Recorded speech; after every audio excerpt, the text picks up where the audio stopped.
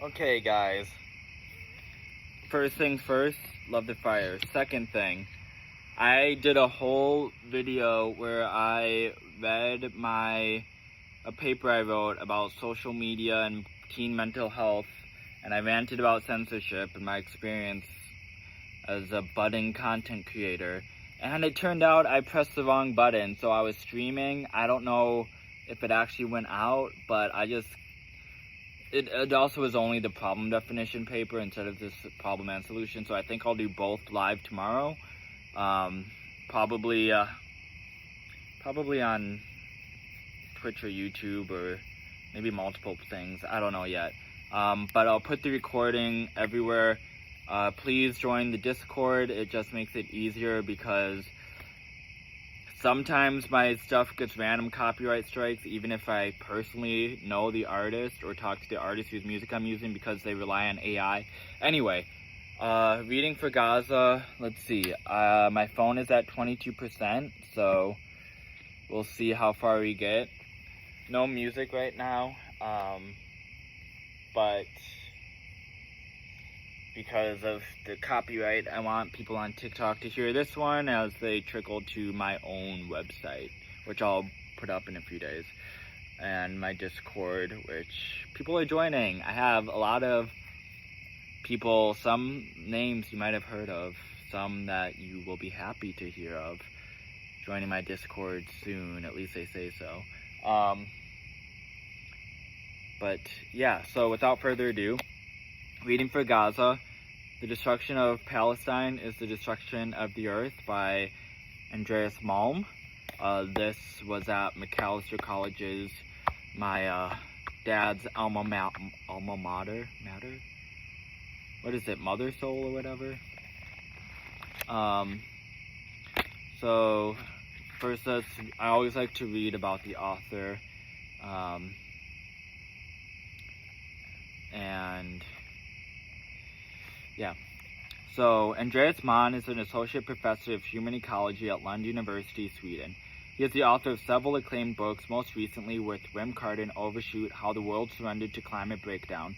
His book, How to Blow Up a Pipeline, is an international bestseller and has been turned into a feature film. The Destruction of Palestine is the Destruction of the Earth.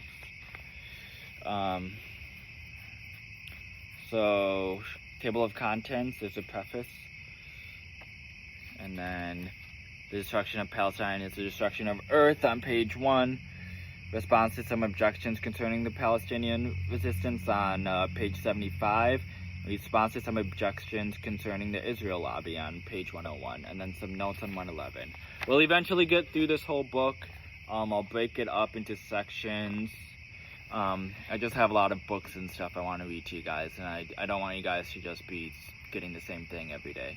But don't worry if it's been a while since we read it. I'll probably do it every few days to get through it. But if you want to keep in touch with what I'm reading, I made a story graph. I'll put the link to it. I'll update my links and website tomorrow or the next few days. I'm doing a lot of packing for college, so that's my priority right now, getting stuff ready for college. But okay, preface, no limits. What follows in these pages is the manuscript for a lecture given half a year into the Gaza genocide on 4th April 2024 at the American University of Beirut. As the University of Tufan, Alaska, commonly translated in Alaska flood, although Tufan can also mean deluge or storm, it is the root of the English word typhoon.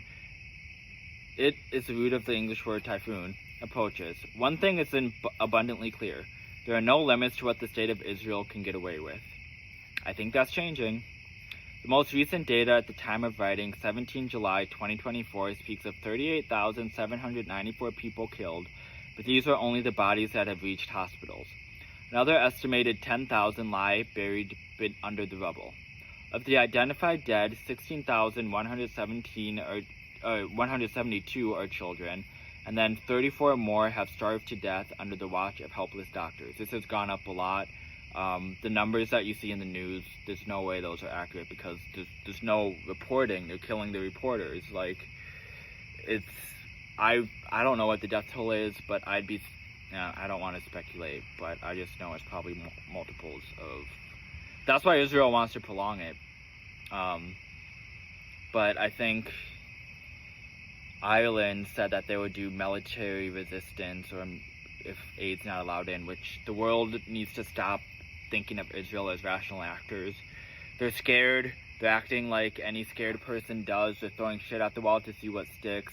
They're acting like a bully. It's just basic psychology. A bully bullies someone because they themselves are empty and afraid.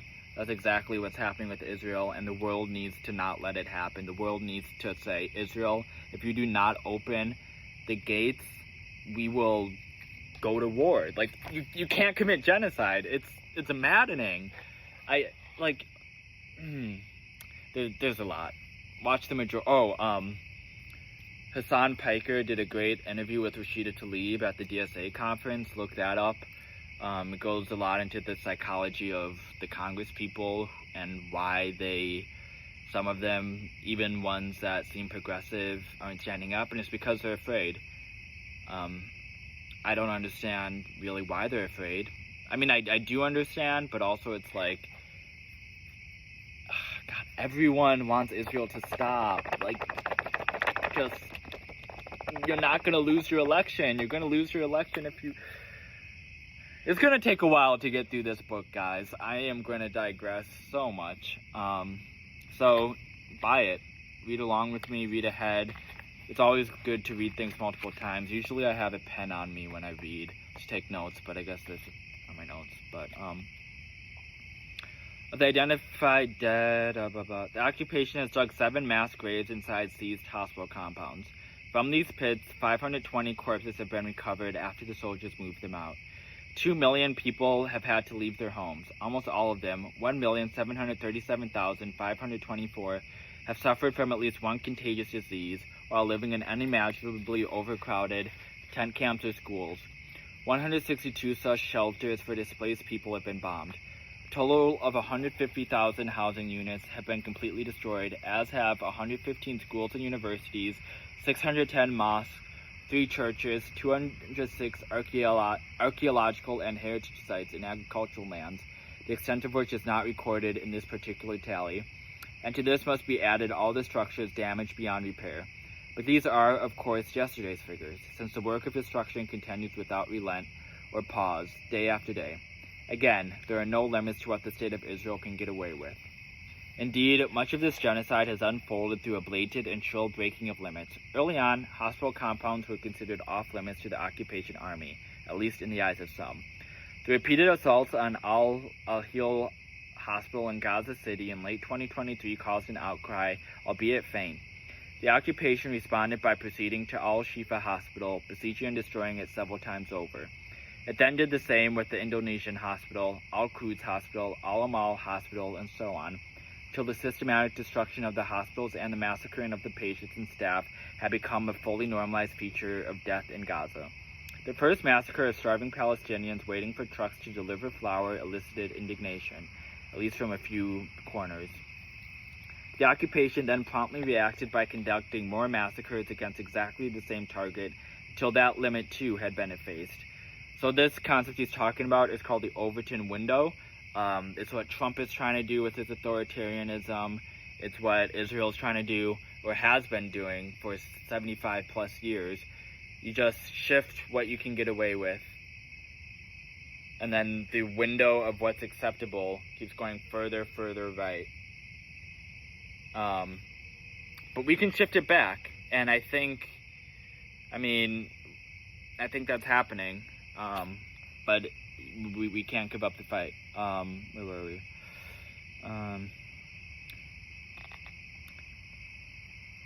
And the same with bombs targeting families hunkering down in tents, the posting of film clips of soldiers bragging about blowing up civilians' home, and images of them playing with the lingerie of Palestinian women. For every atrocity, for every outrage, any kind of reprimand or censure has been countered with the repetition of the act, to the point where the state of Israel has won again.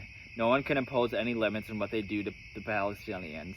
This, of course, is not the first time the state has behaved in this manner, nor is it the first time a colonial entity has done so. This reminds me, fun fact, Nelson Mandela was on the U.S. terrorist watch list until, when do you think? When was he released from prison? actually generally don't know this, and I'll Google it later. But he was on the terrorist watch list until 2008. Nelson Mandela, a terrorist. That was after apartheid ended, as far as I'm aware. I'm not too firm on the history, but yeah. This, of course, is not the first time the state has behaved in this manner, nor is the first time a colonial entity has done so. The colonist is an exhibitionist. His safety concerns lead him to remind them to colonize out loud. Here I am, the master, Franz Bannon writes in The Wretched of the Earth.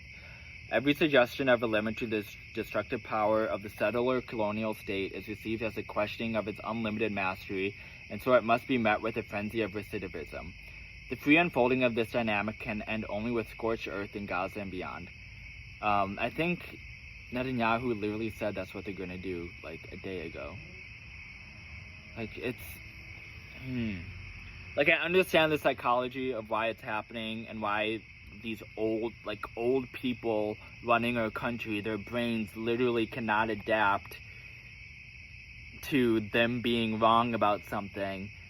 That's why we need to purge the elites.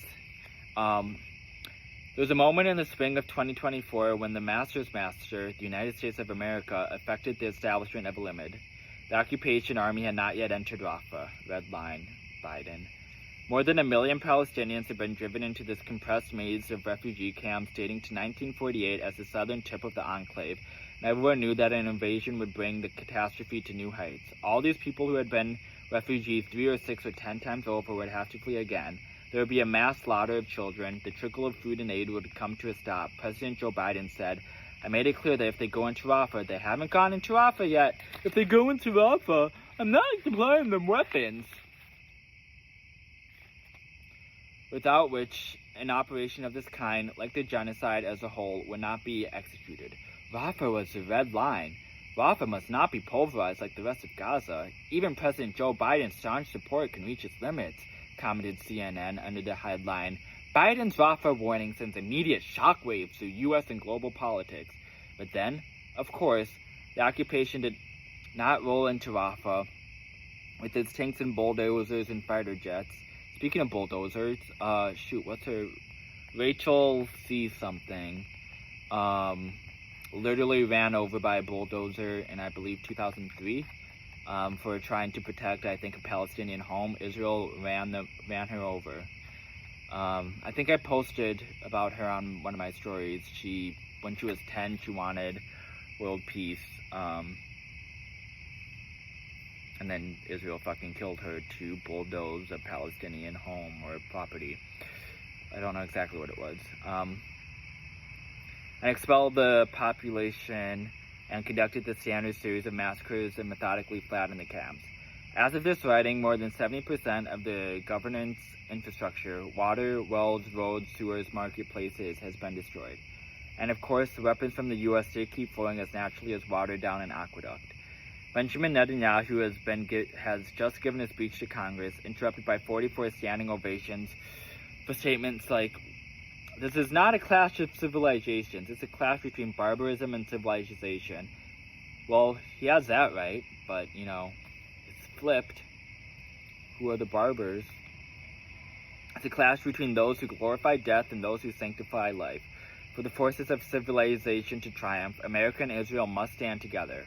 Our enemies are your enemies, our fight is your fight, and our victory will be your victory. He and Biden have again been sitting down for a tete-a-tete, thrashing out the details of cooperation and coordination. The master of the earth will never reign in the master of Palestine. As exasperating and infuriating as this is, or should be, it is in perfect consonance with developments on another front with which the manuscript that follows is also concerned, climate. Yep, Greta Thunberg said way at the beginning how connected everything is. It's all about the elites. There are no limits to how much fossil fuel can be extracted. None have yet been placed on this spoliation of this planet. A fresh report demonstrates that the fossil fuel frenzy of the 2020s is still accelerating. Biden, I think, had the most fossil fuels out of any president ever, or something like that. You can check me on that, but companies are pouring more money into the production of oil and gas today than at any point since the signing of the Paris Agreement, a document that committed the world to limit global warming to 1.5 degrees Celsius. In 2023, the world reached just that limit. The U.S. responded by issuing a record 758 new licenses for oil and gas projects in that year alone, almost as many as the 3 previous years combined, and 2024 could end up with more. The U.S. now pumps more oil and gas than any country has ever done in history, and the curves keep pointing upwards. Under the 4 years of the Biden administration, the U.S. handed out 1,453 new licenses, 1/5 more than under the first Trump administration, half of the global total thus far in the 2020s. The frenzy is led by Anglo-American with its settler colonial petrostates, the UK, Australia, Canada, but above all the US, plus Norway. 5 affluent countries together accounting for more than 2/3 of the licenses this decade. Meanwhile, hurricanes without precedent tear through the Caribbean, floods inundating Brazil, heat waves tear Asia, the tide of climate suffering in the global south constantly on the rise. And everyone knows that continued extraction will bring the catastrophe to new heights, and yet the licensees keep flowing, with the same compulsive limitlessness as the support for the occupation, the same drive to destruction utterly out of control. How do we think through this relationship between these two processes? It is with this question of the following pages are largely concerned, but they merely scratch the surface. There is nothing here in the way of exhaustive inquiry. The text seeks to approach Palestine as a microcosm of larger processes, focusing on a historical moment in 1840 that I believe has particular importance. Still, the story of what happened then is only told with brevity. There are troves of primary and secondary sources, not least in Arabic, that would have to be plumbed for the whole picture to emerge. Work on other projects has prevented me from giving more than a rough and lightly referenced account. The text was first published on the Versos blog.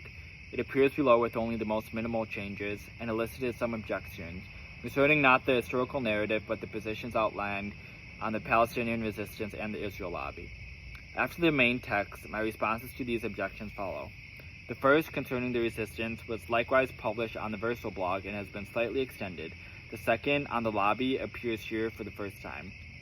I wish to extend my gratitude to Nadia Bouali and Ray Bastier at the Center for Arts and Humanities and Critical Humanities for Liberal Arts at the American University of Beirut for inviting me to give this lecture and for their amazing generosity during my stay in the city. Many others must also be thanked. Thanks to everyone at the AUB who engaged with the argument, to Hamza Hamucheni and Emra Curry for translating the text into Arabic, to Matan Kaminer for the discussion, to Shora Asmailan for everything shared, to Ashok Kumar for the kind of comradeship that makes it possible to breathe, to Marco Asfal, whose family in Deir al-Bala is still alive as of this writing, to the telegram recommendations, to Sebastian Bugjan and Michael Schatz at Verso for their unfailing support, to Hella Yousefi, who invited me to stay at Dauphine University in Paris, during which time most of the lecture manuscript was written, as well as to other comrades in that eternal capital of radicalism in Europe, to Stefanos Giroulanos, who invited me to stay at the Remarque Institute in New York, a visit which happened to overlap with the pro-Palestine student movement in that city, where the response concerning the resistance was written, to participants at the Historical Materialism Conference in New York in late May 2024, where the lobby question was discussed. Special thanks to L, to whom this work is dedicated. Paris, 25th July 2024. So, about a year ago. Alright, I think I will end it there. Come join my lives. We can decide together what we read next. If you read this, my problem definition paper, or both. But stay warm, stay lit, stay cozy. See ya.